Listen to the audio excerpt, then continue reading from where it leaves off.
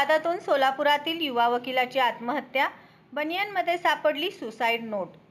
कौटुंबिक कलह आणि तणावातून सोलापुरातील एका 32 वर्षीय युवक वकिलाने राहत्या घरी गळफास घेऊन आत्महत्या केल्याची धक्कादायक घटना बुधवार दिनांक 12 नोव्हेंबर रोजी घडली आहे.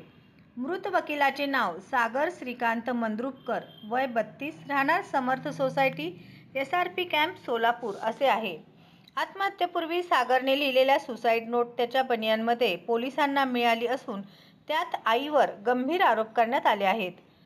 वकील सागर मंद्रुपकर हे पत्नीसोबतच्या वादामुळे आणि इतर कौटुंबिक कारणामुळे तणावाखाली होते. त्यांना 2 मुले आहेत. मंगळवारी रात्री उशिरा सागर आणि त्यांची आई यांच्यात वाद झाला. त्यानंतर सागर वरच्या मजल्यावरील खोलीत झोपायला गेला तर आई वडील खालच्या मजल्यावर झोपले. दुसऱ्या दिवशी वडील नेहमीप्रमाणे नोकरीवर गेले. दुपारी 4 वाजेपर्यंत सागर खाली आला नसल्याने आईला शंका आली. आईने तातडीने आपल्या भावाला सागरच्या मामाला बोलावून घेतले. आई आणि मामा यांनी वरच्या खोलीचा दरवाजा उघडला असता सागर गळफास घेतलेल्या अवस्थेत आढळला. उपचारापूर्वीच मृत्यू. सागरला तातडीने खाली उतरविण्यात आले आणि विजापूर नाका पोलिसांना माहिती देण्यात आली. पोलिसांनी त्याला श्री छत्रपती शिवाजी महाराज सर्व उपचार रुग्णालयात दाखल केले. मात्र उपचारापूर्वीच त्याचा मृत्यू झाल्याचे डॉक्टरांनी घोषित केले. घटनेनंतर मृतदेह शवविच्छेदनासाठी पाठवण्यात आला असून रात्री उशिरा झाल्याने आज गुरुवार 13 नोव्हेंबर पोस्टमार्टम केले जाणार आहे.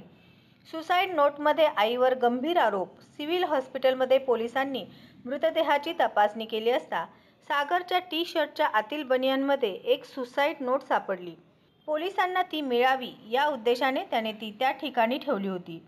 पोलिसांनी दिलेल्या माहितीनुसार या चिठ्ठीत सागरने म्हटले आहे की, माझी आई मला माझ्या दोन्ही मुलांना सतत वेगळी वागणूक देत होती. मुलीला मात्र वेगळी वागणूक द्यायची. ती सतत मला अपमानास्पद वागणूक देत होती. तिला कठोर शिक्षा व्हावी. या सुसाईड नोटमुळे कौटुंबिक छळाचे कारण समोर आले आहे. विजापूर नाका पोलीस अधिक तपास करत आहेत.